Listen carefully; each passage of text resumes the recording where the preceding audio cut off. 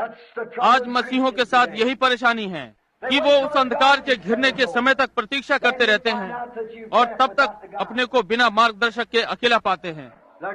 मार्गदर्शक, क्या आपने कभी ऐसा भटका हुआ मनुष्य देखा है? क्या किसी के पास ऐसा कोई अनुभव है कि आप किसी भटके हुए को वापस लाए हो?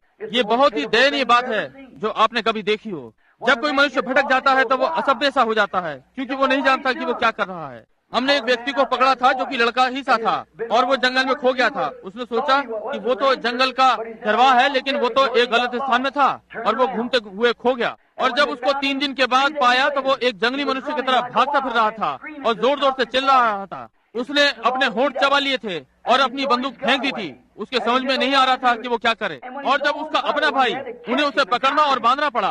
जब उसका ही भाई उसके पास आया तो वो पशु के समान उससे लड़ने लगा और उसे काटने की कोशिश करने लगा। वो नहीं जानता था कि वो कहाँ पर था। क्यों? वो खो गया था। और जब कोई व्यक्ति खो जाता है तो वो घबराई हुई स्थिति में होता है। तब वो नहीं जानता कि वो ऐसी स्थिति में है, क्योंकि उसके खो जाने से ये भावना उसको घेर लेती है और उसे ये नहीं पता होता है कि वो कहाँ है और वो कैसा व्यवहार कर रहा है। और ऐसा ही तब होता है जब मनुष्य परमेश्वर से अलग होकर खो जाता है। वो ऐसे काम करेगा जो साधारण मनुष्य नहीं करेगा। वो ऐसे काम करेगा जो मनुष्य के सोच से परे होंगे।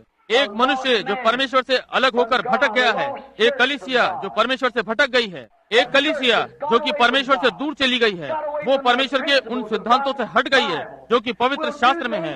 वो कभी कभी ऐसे काम करेंगे जिन्हें आप परमेश्वर की जीवित कलीसिया में देखने की आशा नहीं करते। वे सट्टेबाजी, लॉटरियां, जुए और जो कुछ भी वो कर सकते हैं, वे उनसे अपने लिए पैसा कमाते हैं। वो कुछ भी सिखा सकते हैं, चाहे उसका कुछ भी प्रभाव हो। केवल वो उसकी पीठ थपथपाते हैं जो कि गिरजे में अधिक पैसा दान करे या इत्यादि इत्यादि। वे उसे कुछ भी करने देते हैं। ये ठीक बात है। ऐसे डीकन को बोर्ड में शामिल करते हैं जो 4-5 बार विवाह कर चुका है, केवल इसलिए कि उनके काम पूरे हो जाएं। हमें केवल एक ही कार्य पूरा करना है और वो ये है कि हमारा कर्तव्य परमेश्वर के प्रति क्या है, सत्य बताने के लिए तैयार रहना है। खोया हुआ व्यक्ति डरी अवस्था में वो पागल व्यक्ति है।